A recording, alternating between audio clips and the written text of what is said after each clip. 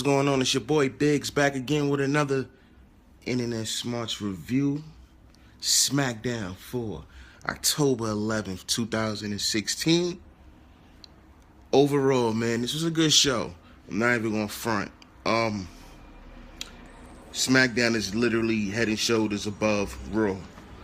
And tonight was another example why. Let me tell you real quick. This was not the best show.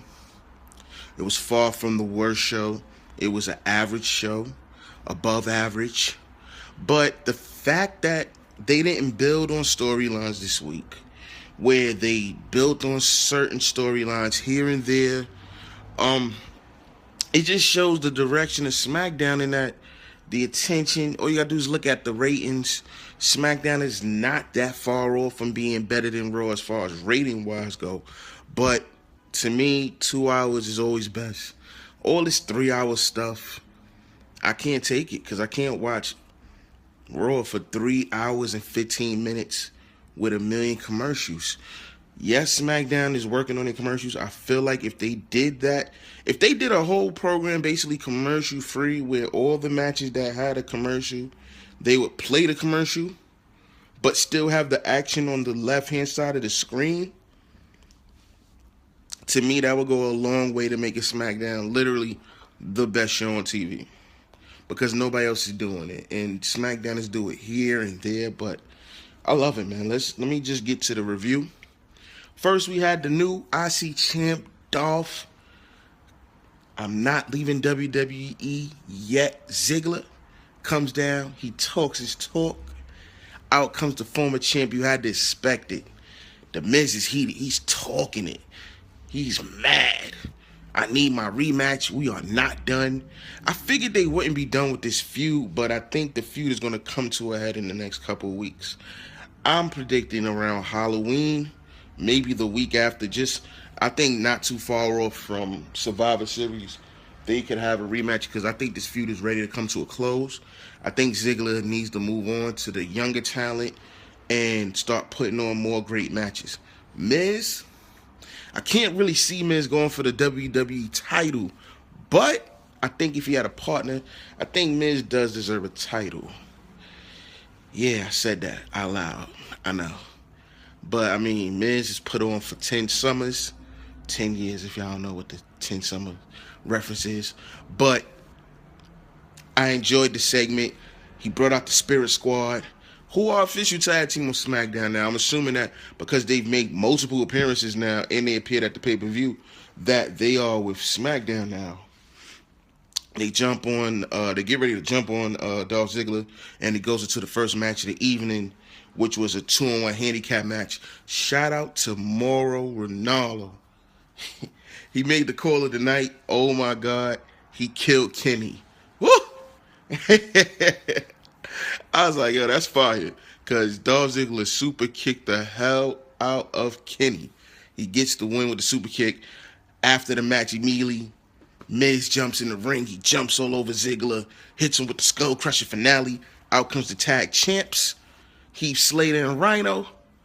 This is going to set up, hopefully not a champions versus challengers match like they did on Raw, but I wouldn't mind seeing the Spirit Squad go against Heath Slater and Rhino.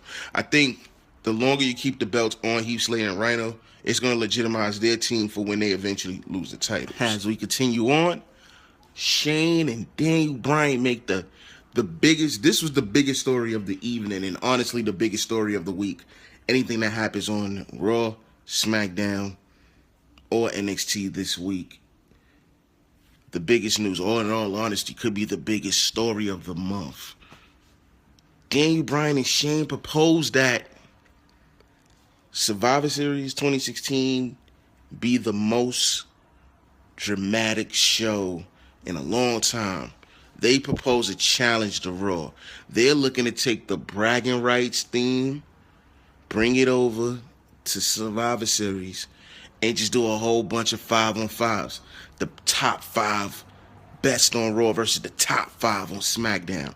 The top 5 women versus on SmackDown versus the top 5 women of Raw. The top 5 tag teams versus the top 5 tag teams on on each brand. It's like they literally want to show that we have the better product.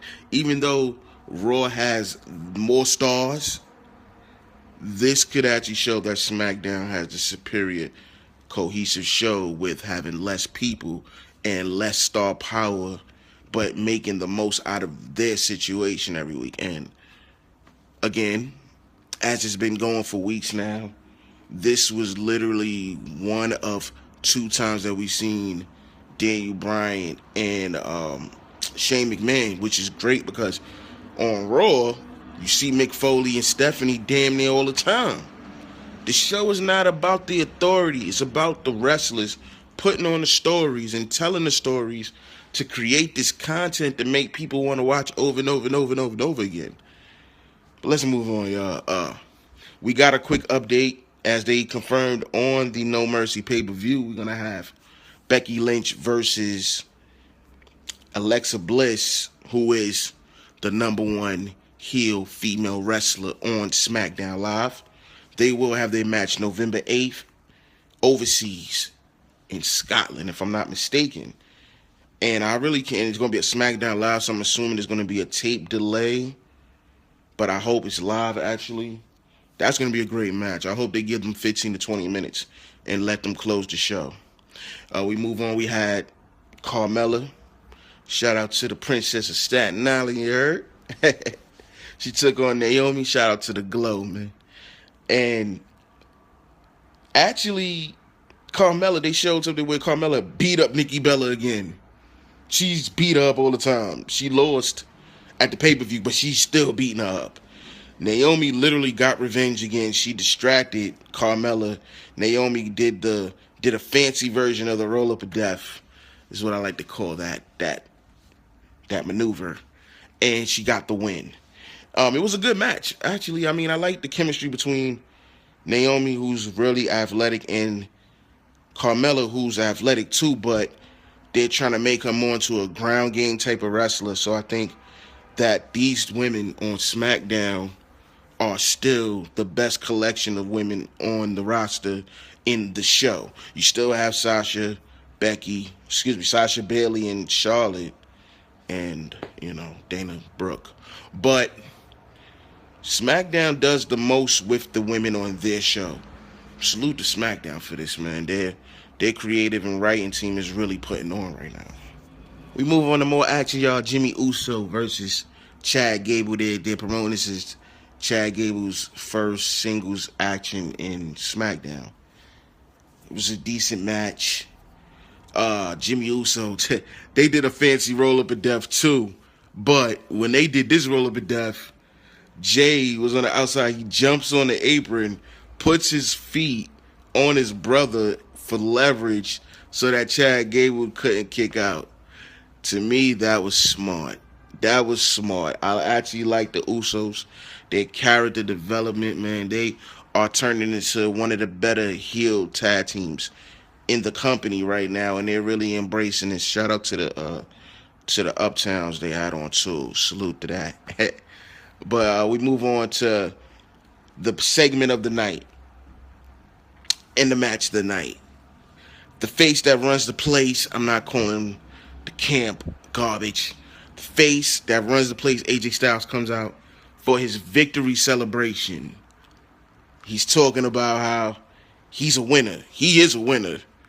But then he's talking about he's got a match tonight. Dean comes out. Dean does half comedy, half seriousness. The whole Dean Ambrose shtick. You know how that go. But this is where everything sort of went left, but came back center. AJ announces his opponent for the night, and it's James Internet Sensation Ellsworth. The first thing I said was, WTF. James Ellsworth is here. Wow. And this dude gets one of the bigger pops of the night, to be honest with you. And he's granted a non-title match against AJ. Daniel Bryan comes out and does the Teddy Long thing. Shout out to Teddy Long. And he makes a match. He makes the match official. But then he says that Dean is going to be special guest referee. And in the turn of events, AJ lost the match because of two dirty deeds. Now, you got to keep that in mind. It wasn't one dirty deeds. Basically, Dean Ambrose hit the dirty deeds on AJ Styles once. Ellsworth gets a 2 count. Then, when AJ tries to recover, he hits him again for the hell of it. Ellsworth gets the pin after Dean does a faster count. Now, the thing that made this match the most memorable out of everything that just happened was James Ellsworth almost died, bro. He tucked his chin when AJ was going to hit him with the Styles Clash. And you can see they tried to change the camera angle. And when they had a tighter ink shot, but then when they pulled out for the next shot, you can see that his face and neck crashed into the damn canvas. James Ellsworth, you gotta be careful out there, bro. You could have died on live TV, bro. He's a rookie. You can tell he's a rookie, but,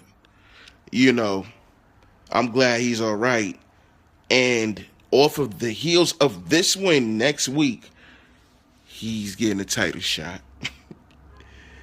I feel like right now WWE Smackdown is killing time, but I feel like if you're gonna kill time, at least make it make sense, and they making it all make sense for him to get a title shot. All right, let's move on, y'all. I'm gonna wrap this up.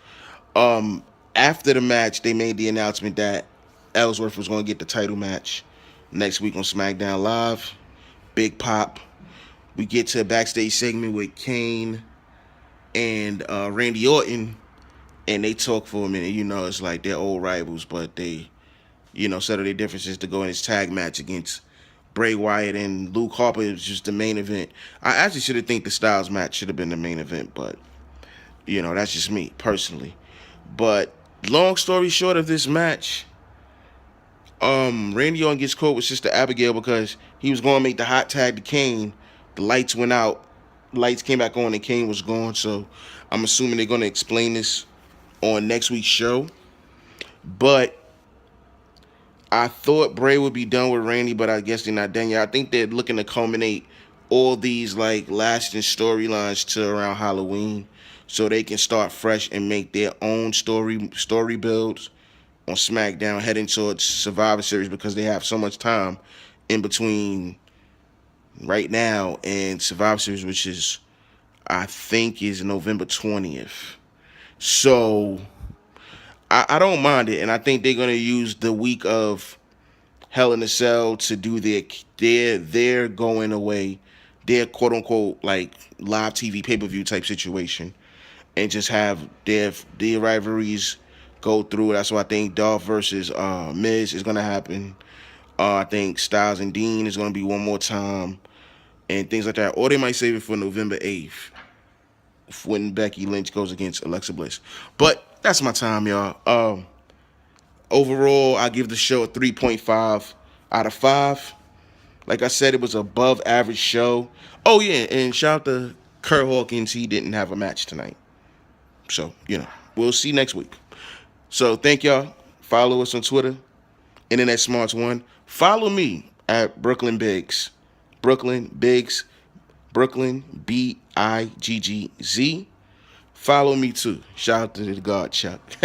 But follow us, man. Internet Smarts, man. Shout out to Chuck. Shout out to Menace. This is what we do, man. Love it, man. I'll be back next week with my weekly blog of Smackdown Live. Peace. Make sure to follow us on Twitter at Internet Smarks1 for all news, rumors, and updates for everything WWE, as well as live tweets for all WWE programming.